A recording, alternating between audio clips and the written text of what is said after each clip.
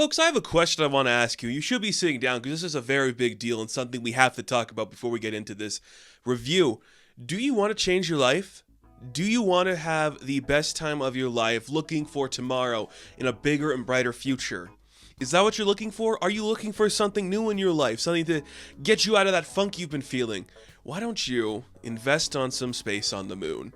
I have some pamphlets here. We can get you a timeshare on the moon, and you can get the life you've always wanted up there in the sky. I was going to sing a Sinatra quote, but what's the point? We're talking Hello Tomorrow. That's right, folks. Have you heard about this show?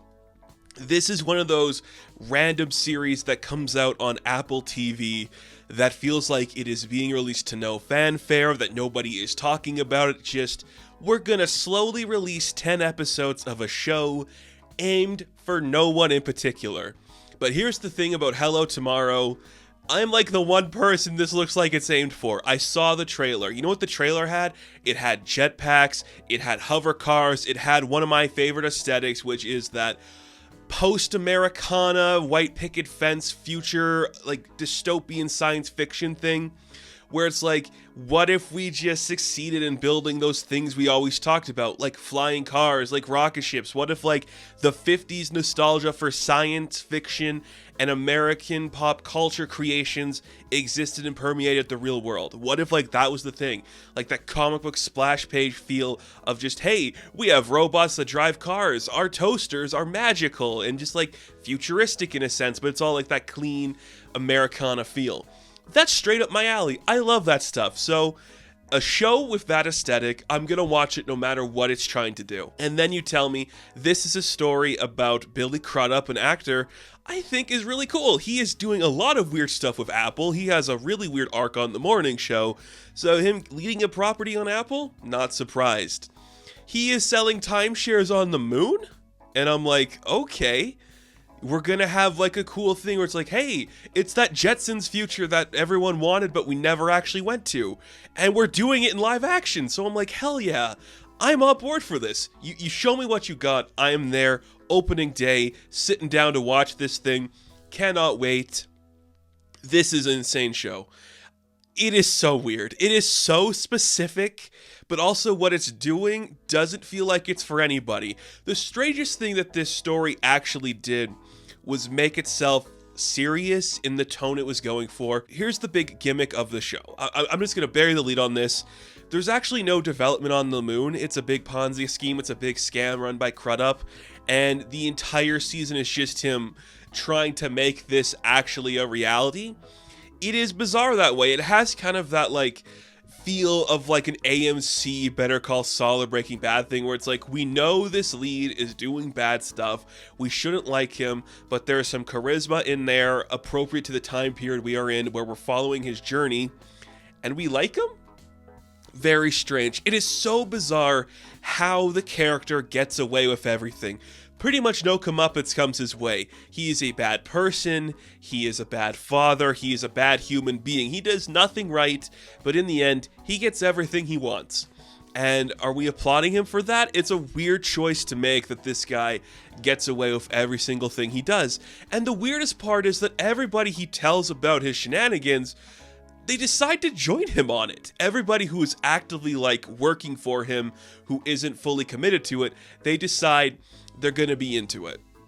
So it starts off as like he's like the head guy, he's a traveling salesman going town to town, he is working with a couple of these people, and as they realize, oh, he's the head of this and maybe he can help us get money or not, a lot of people just side with him. It's very bizarre. It's interesting where I'm like, okay, that's a concept you could play with. If we're still doing it in like this weird, science fiction world and everything's retro and vintage and that kind of sci-fi, there's something to explore there.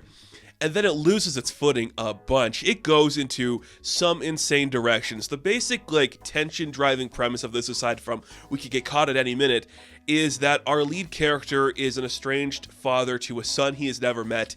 He goes to this hometown where his ex-wife was. She gets hit by a self-driving car, knocks her into a coma. Her son, which is Billy Crudup's son, cannot pay the bills, so his dad, posing as just a business guy at this place, hires the son to work for him instead of saying, hey, don't get a place on the moon. Why don't you just get a solid job and help your mom live? So the entire time he's lying to his son, trying to educate this boy on how to like sell real estate on the moon, while he's not being the father.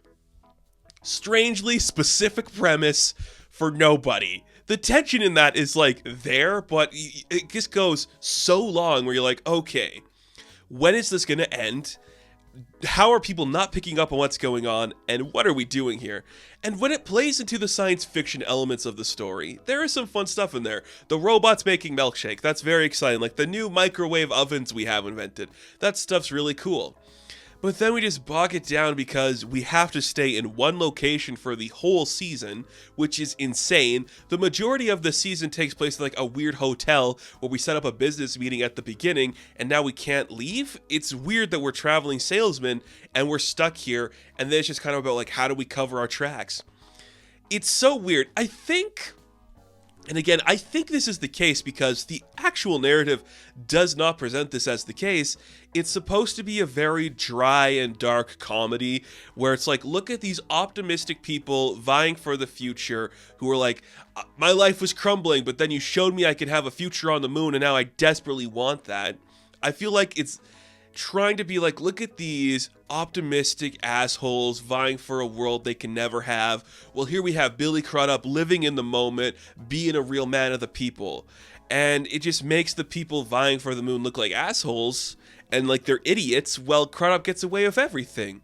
Is it like a bleak comedy about like how the Americana dystopian world of like capitalism reigns supreme over like the white picket fence American? Maybe? Or is it just like he's so smart and genius that he pulled this off and everybody else is an idiot? It doesn't present either way great, and I don't really like to see that. Because it's like, this is like a guy with his family and his kids are here and they want to see a rocket, but there's no actual rocket for them. And then we just have Crudup show up every other month like, hey, I told you, launch isn't for a little bit, but you got to come back later. We'll get you on the first class ticket up to see her, eh? It's like, what? Why? What? Is this interesting? Again, I don't know anybody else who saw this, right? I don't see many other critics talking about it.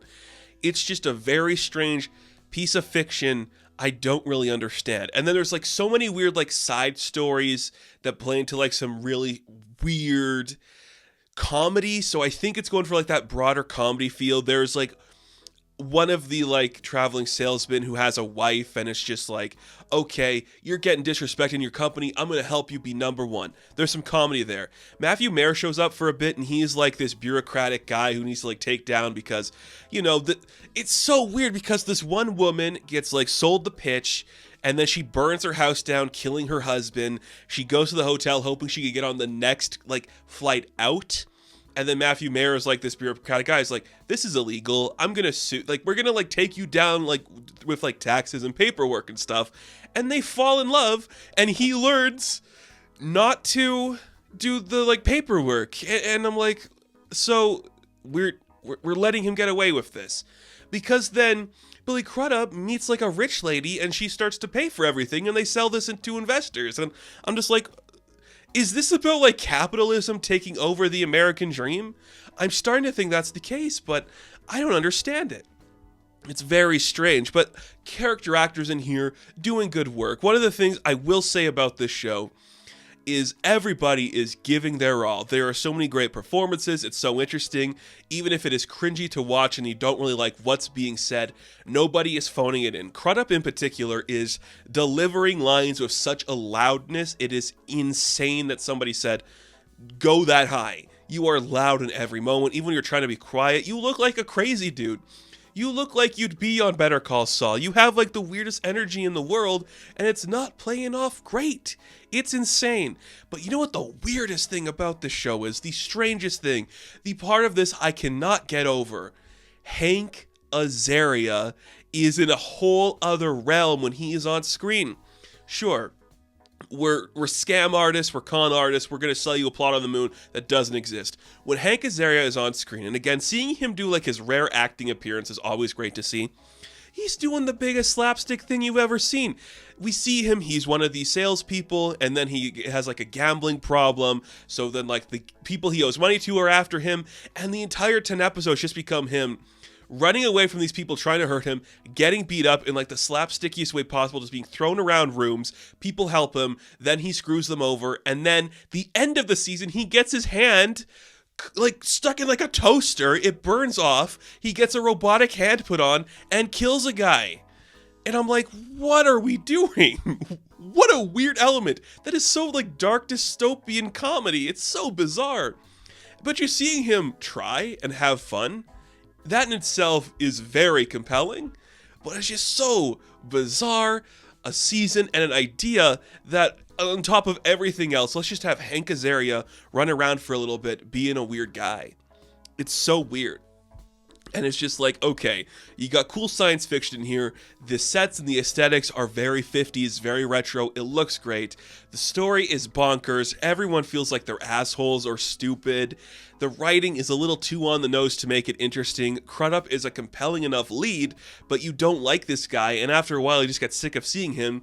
The weird bullshit relationship with his family and his son is very annoying, and you don't really like it.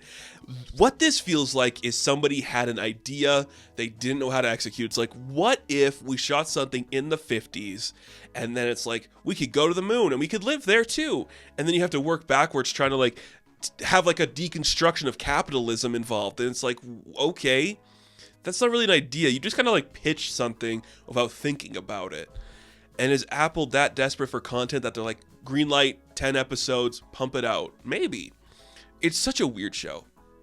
And the thing is, I don't know if I'm gonna like recommend it to a lot of people because there is no real like nostalgia cash in for it. No one, they're not like honing in on like, do you remember like this time period when like the Jetsons were cool? They're not doing that.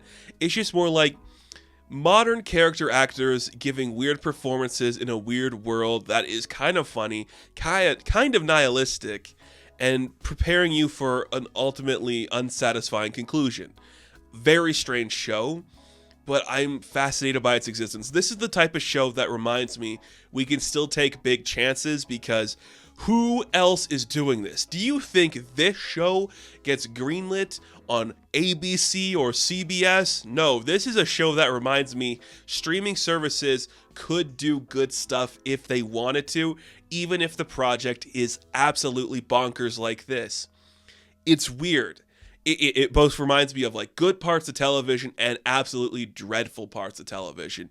That's a pretty cool thing to see, but it is so bizarre and in its own head and self-aware in the wrong reasons, and everybody just gets away with all their bullshit and you don't like that, but there's good music. The actual like title sequence is really cool and really imaginative. No other show was going for this vibe, so that's something. It's just a really hard and boring watch a lot of the time. It shoots for the moon and it misses almost every time. But Hello Tomorrow, there's something there, so maybe watch it. If not, I'm going to give this season, it has not been renewed yet, but I'm going to give this season of Hello Tomorrow a 5 out of 10. Now, thank you all for watching this review. Be sure to like and subscribe to the channel. As always, you can check me out on Instagram, TikTok, and Twitter. And as always, I will catch you in the next one.